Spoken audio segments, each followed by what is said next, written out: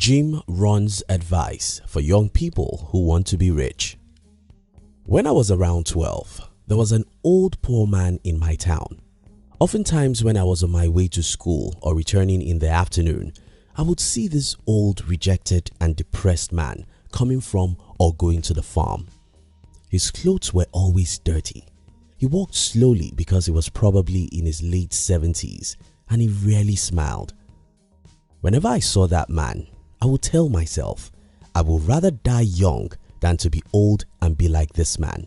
So at the early age, I was lucky enough to know that if I run away from difficult situations when I'm young, I'll do difficult things when I'm old. I will share with you some other details about this story as I try to challenge you with one of the best advice of Jim Rohn, which I believe can make you rich. Now, if you're new here, consider subscribing so you won't miss other interesting videos like this. Here's the thing. Out of many advice given by Jim Rohn in his 79 years lifetime, I think the most important of them is you must suffer one of two things: the pain of discipline or the pain of regret. Don't be mistaken about this. You've got no escape route. In your life, you will suffer. In your life, you'll go through pains. In your life, you'll cry. But you have the choice. You can choose to suffer the pains that come from being disciplined or wait for the pains that come from poverty, loneliness, depression and failure. You must suffer one of two things: the pain of discipline or the pain of regret. Tomorrow is far. I once watched a young man on TV who was doing what was obviously wrong. When he was asked how he would feel at 70, looking back at his present errors, he said, "Well, I still have about 50 years before I regret." This sounds so stupid, but we all do similar things in our life because we think that tomorrow is far. Don't deceive yourself. Tomorrow is now. If you are too young, go and ask people who are 50 and above. I tell you, these people didn't know how they clocked 50 because time goes so fast. I once read a quote from Robert Kiyosaki that went something like, "If you know what it means to be old, you would live well when you are young." I think you should think about that and be willing to go through the pains of discipline now. The truth is, most young people don't know what it means to be old. Being old means that many of your friends have died, many are sick so they cannot leave home, many are too old to even think of visiting you, so you are lonely. You may also have one or two health challenges which need a lot of money to manage.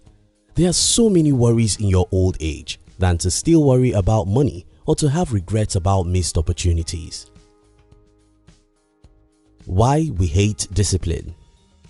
By nature, humans are lazy. I mean, all of us are. We love the TV and not the boring books. We love the social media and not the workout. We prefer the talking and complaining and never the grinding and pursuing. We love the ease and the comfort zone and not the harsh world. That's why we avoid the pains of discipline. But your life will change right now if you can think about this. Well, there's no escape route. As human, you are like a soldier. You can never avoid battle. If you don't go out to fight, the enemy will come and attack you at home, and that will be 10 times more difficult. As humans, if you don't get out and be disciplined, if you don't do whatever you ought to do even if it's difficult, if you don't read those books, if you don't practice that music several hours every day, if you don't start that business even when it's tough, if you live like a coward and wish that your life should change by miracle, well, two things will happen. First, someone else will use you to pursue his own dreams, and just when he finishes using you, he will dump you into poverty and frustration. Seeing tomorrow. You see, I spent most part of my last 1 decade going through some of the most difficult situations you can ever imagine. And guess what?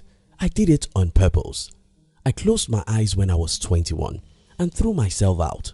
I told myself, build your own company or die trying. It was not a half-hearted decision. I had no space in my heart to make excuses or wait for a government to help me. I knew what was at stake, and that is my future and my life. I wanted freedom. I wanted a life of my own. I wanted a life which allows me to sleep and wake up at my own time. I wanted a life which will allow me work when I want to and with whom I want to. I didn't want a life that worries about money. I didn't want a life that hates his job and only works for money. I don't just want to live. I wanted to live with purpose, and to do this, I understood that I mustn't make excuses or wait for a miracle.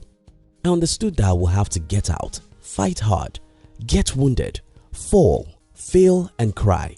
I knew that to wear a crown, I had to carry a cross, and I was not afraid of the pains that come with the cross because I could see tomorrow. Most young people cannot see beyond today, and that's the reason why they complain and make excuses. If you, like me, can look around you and see old people who have died, who have lived their lives as cowards, and see the pains they are going through now, you'll not be a coward. If you look around you and see people who dreamed of starting their own business all their life, but never try or gave up when they failed twice, now in their 70s, after working all their life in the jobs they hate, they are still poor, then you will understand the pains of regret. You must suffer. Yes, you must suffer one or two things, the pain of discipline or the pain of regret. Living in the world of cowards. Don't ever think that you'll see some examples of courage in your primary environment, because not many courageous people exist in the world. Most people are cowards and live their life avoiding difficulties. The problem about this is that it's contagious. Take for instance, I know a family whose child is a talented writer. Instead of letting this child pursue her dream of becoming a great writer, the parents still want her to study normal things every other kid is studying in school. What's happening here is simple. The parents are cowards, so they cannot encourage their kids to pursue risky dreams. They know that there is no security for anyone who pursues his dreams outside the normal route everyone knows. For example, there's security for you if you study to become an accountant because you can get a job and get paychecks for 30 years. There's security for you if you study to become a lawyer, doctor or an engineer. But there's no security for you if you want to become a musician because you may never become a famous musician, and that means failure. There's no security for you if you want to become a writer, an athlete or an entrepreneur. In all these, you are taking a great risk, and the natural thing to do in our society is to calm down and follow the path everyone is following, or have plan B. Plan B means that even if you want to be an entrepreneur, go get a degree first, so that if you fail in business, you can easily get a job. The problem about this way of thinking is that plan B will always distract you from plan A. I left school without any degree because I didn't want to be employable. I knew if I was employable, I could easily stop pursuing my entrepreneurial dream whenever the road becomes rough. But because I had no degree, I knew that I didn't have plan B. Because I didn't have plan B, I fought with my last blood and I won. You must suffer one of two things, the pain of discipline or the pain of regret. Which would you choose? The discipline today or the regret tomorrow? Thank you so much for watching our videos. Are you between the ages of 15 and 40? Then we invite you to join our new channel, which was specially created to share with you inspiration and life's lessons to succeed in life.